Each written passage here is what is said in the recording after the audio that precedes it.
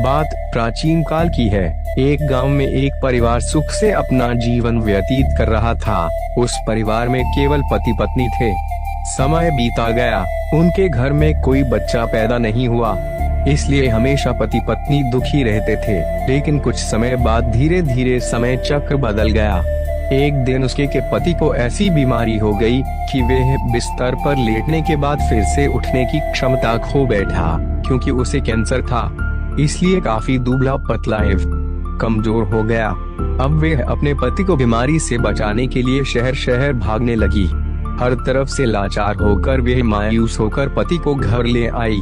घर लाकर पति की हालत धीरे धीरे बिगड़ती गई। इस दौरान पति को पता चला कि उसकी पत्नी पेट से है।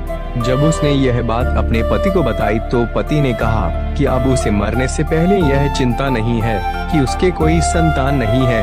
अब यदि मैं मर भी जाऊं तो यह बच्चा जन्म लेगा और तुम्हारे जीवन का सहारा बनेगा और तुम्हारे बुढ़ापे की लाठी बन जाएगा। तुम अपना जीवन बच्चे के साथ व्यतीत करना। और यह सब कहकर पति ने अपने प्राण त्याग दिए। पत्नी ने पति का अंतिम संस्कार किया, लेकिन उसके मन में बहुत दुख था। लेकिन यह कहकर उसने अपने मन को आश्वस्त कर लिया कि उसके पति का प्यार उसके गर्भ में है। एक दिन इस दुनिया में जन्म लेगा और वह मेरे बुढ़ापे का सहारा बनेगा। अब धीरे धीरे समय बीता गया और बच्चे के जन्म का समय आ गया। तब उस माँ ने एक पुत्र को जन्म दिया। माँ अब पूरी तरह से अपने बच्चे का पालन पोषण करती रहती थी। धीरे धीरे अब उनका बेटा 5 साल का हो गया, इसलिए माँ ने अपने बेटे को एक स्कूल में पढ़ने के लिए भेज दिया। माँ की ममता अतुल्य होती है, इसलिए माँ अपने बेटे से बहुत प्यार करती थी।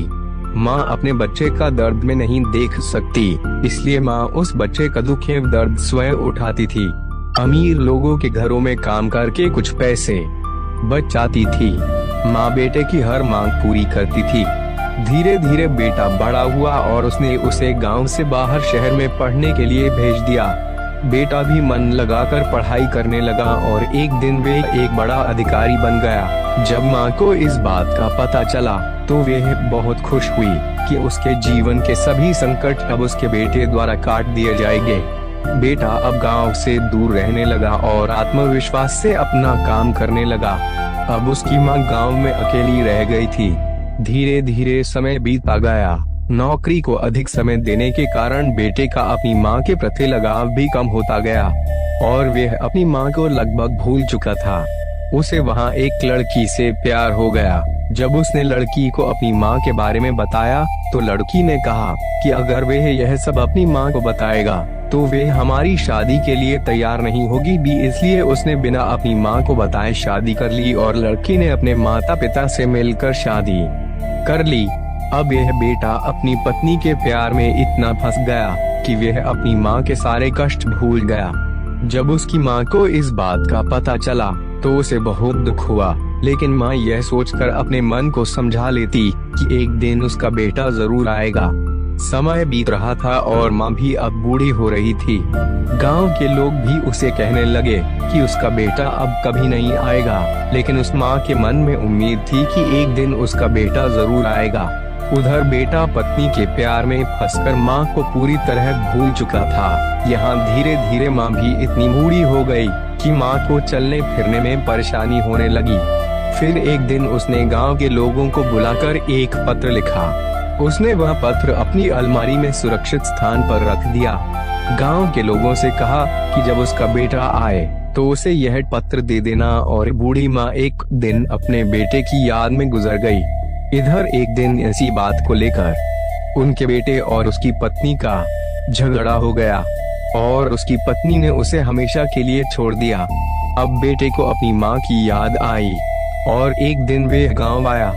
गांव में आकर उसे पता चला कि उसकी माँ अब इस दुनिया में नहीं रही और लोगों ने उससे बहुत बुरा भला भी कहा कि तेरी याद में तेरी माँ मर गई, तेरे नाम की एक चिट्ठी रह गई है। बेटे ने जब एक चिट्ठी खोलकर देखी तो उस चिट्ठी में माँ के उस दर्द भरे जीवन का सारा दर्द लिखा था और अंत में लिखा था कि बेटा, अगर मेरे कारण से आपके पारिवारिक जीवन में कोई बाधा आती है तो मैं जीवन भर आपसे अलग रहूंगी।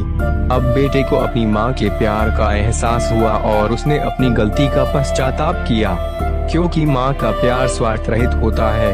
अब वे अपने गांव में रहकर काम करने लगा। गांव वालों ने उसकी दूसरी शादी करा दी, फिर अपनी माँ की यादों के साथ खुशी से अपना जीवन व्यतीत करने लगा।